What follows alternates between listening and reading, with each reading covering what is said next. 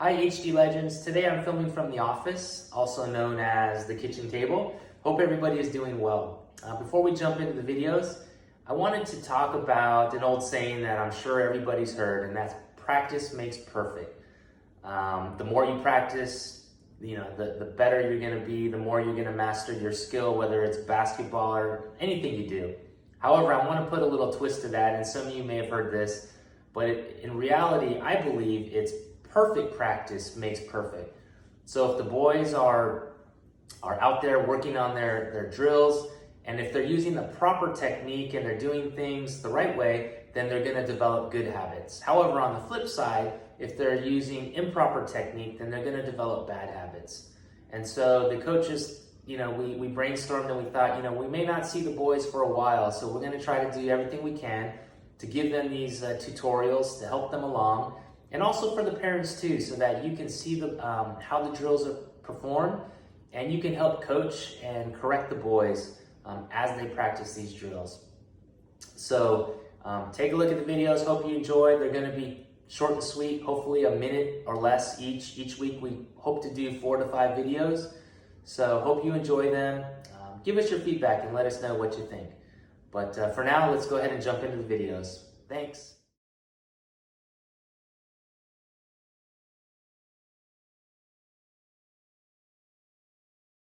Hey boys, today we're talking about crossovers.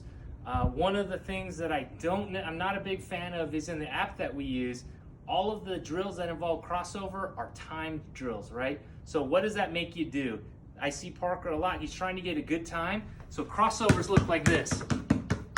Because you don't want to do crossovers because that takes too long. So all your crossovers in the app are like this. In reality, in a game situation, you rarely do a crossover like that, right? Crossovers should be long, wide, low, side to side, and that app doesn't really allow for that. So when you're working on crossovers, I think the coaches would prefer you do your crossovers outside of the app. One of the things I like to do is I got a little rubber target here. The first progression in good crossovers is just getting the habit of getting the ball to bounce in the same spot every time. Just getting that good rhythm down and making sure the ball lands in the same spot every time. After you do this, the next progression is going to be starting to get it wider and lower, side to side more. So come on over here. I got a quick setup and it's super easy. This is just something I had laying around. It's a ladder. I got a broom and a hoe, and the poles are sticking out. So what I do here is I do crossovers, and it forces me to get the ball underneath the broom and the hoe here. And so it forces these long, more pronounced crossovers, right? Versus what a lot of us see is this, right? With these two things out here, you can't do these dribbles.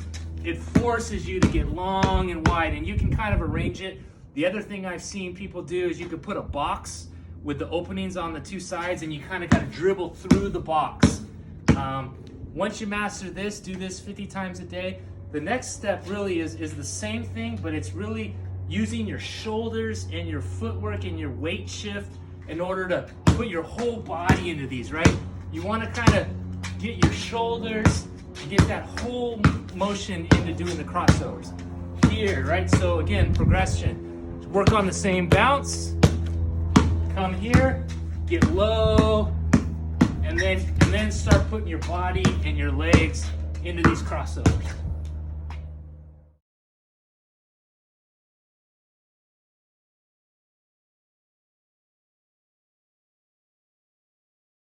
Okay, boys, in-out crosses. So this is something that Coach Mike has worked on a lot of us during practices. And so this one really is just a lot of hard practice. So I like to use dots in a lot of things. You don't have to. I mean, this drill is just a lot of good practice. So an in-out cross is really going to be in, out, cross, and then in, out, cross. The key thing for this one, parents, is try to get the boys to work on dribbling in the same spot, right? So you want them to pound, pound, cross, pound, pound, cross, pound, pound, cross, pound, pound, cross, pound, pound, cross. Now, the other important thing is make sure the boys' eyes are up. If at the very beginning they need to look down to see what they're doing, that's fine. allow them to do that, allow them to get the hang of it. But as they progress, keep reminding them, head up boys, head up boys. You can stand in front of them and hold up fingers, right? Tell them to read your fingers, and that kind of forces them to make sure that they're not looking down at the ball. So in, out, cross, in, out, cross, in, out, cross.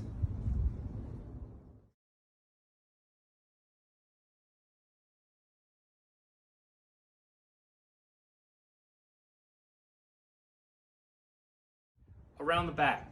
So we talked a little bit about this in some previous videos, but I really want to hammer it home.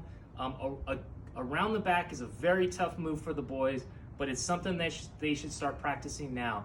One of the biggest problem, parents, that you're going to see is boys are going to do this on around the back. They're going to turn around and get it because they haven't yet mastered the idea of wrapping that ball around the back. They're going to do this and go backwards and get it. So in order to do that, again, I like to do the progression. So what you do is you stand in front of a dot, kind of like that.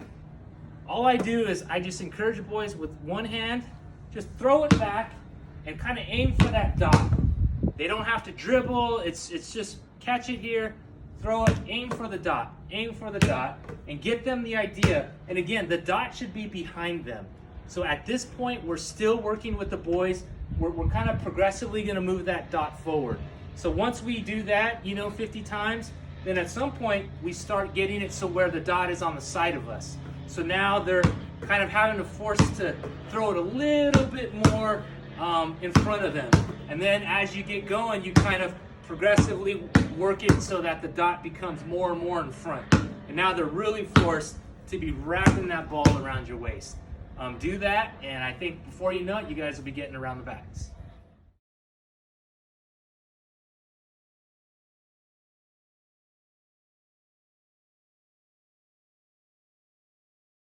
Okay, boys, we're going to do spin dribbles. Spin dribbles are tough too, but they're actually a very effective move.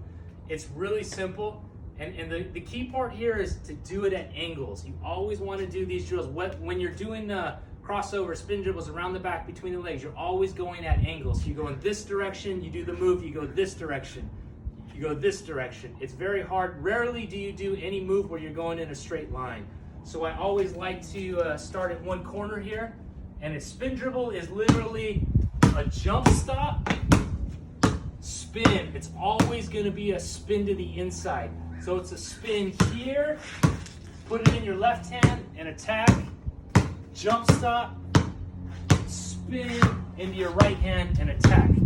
What you're going to find here is a lot of the boys, and there are cases where you would do this, but I would say for the boys starting out is when they jump stop and when they spin, what you don't want to see them do right now is spin with their ball in the same hand. That's going to expose the ball to the defense. So for right now, work on them on getting that jump stop, spinning, and before they attack and go in the other direction, the ball should be in their other hand. Same thing. Jump stop, spin, change hands, attack. You always want to work on getting that ball away from the defense. So jump stop, spin, keep the ball in the outside hand, and attack in the other direction, then do the opposite.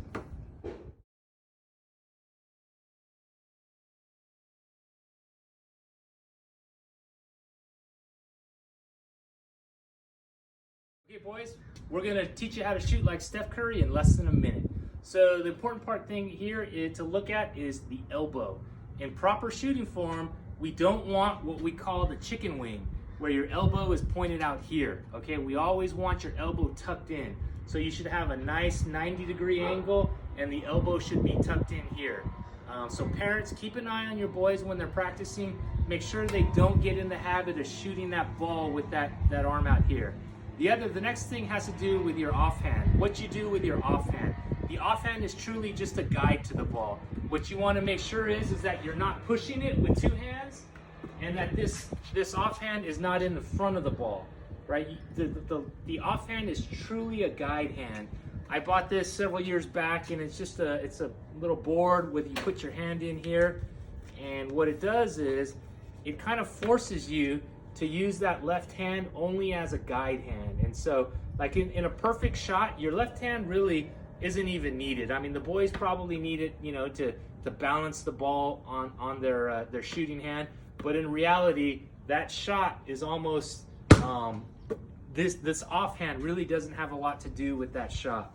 And then finally, keep an eye on the release. So you need to flip that wrist, and you also need to. What they say is that wherever your index finger is pointing, that's where the shot's going to go. So what I like to do is have the boys shoot the ball and hold that follow through, and have them look. If their shot went to the left, I can almost guarantee you that their target finger is pointing to the left of the rim. So the index finger is really the key to understanding where your shot goes, and have it high enough so they get a good arch. So it should be above the rim, kind of almost like you're grabbing at the top of the rim and putting your wrist right over the top of the rim. And then finally, parents, keep an eye on the lower body. We want a very quiet shot. We don't want a lot of activity where there's a lot of movement, a lot of twisting, a lot of effort going on. Basketball shots are very quiet lower body. There's not a lot of unnecessary movement. When you guys practice these shots, I would really recommend do it from 3 to 4 feet out. Even lower the basket down, because you want to practice good form. When you start moving out 10 and 12 feet out, the boys are going to try to, they got to fire the ball off a farther distance, so they start kind of revving up and getting low, and they throwing it, and it doesn't really help in terms of practicing good form. So don't worry about the height, don't worry about the distance. Have a close-up shot so they can just practice 15, 20 close in 2-foot shots. If you don't have a basket, that's fine. Shoot it up in the air, and before you know it, we're going to be shooting like Steph.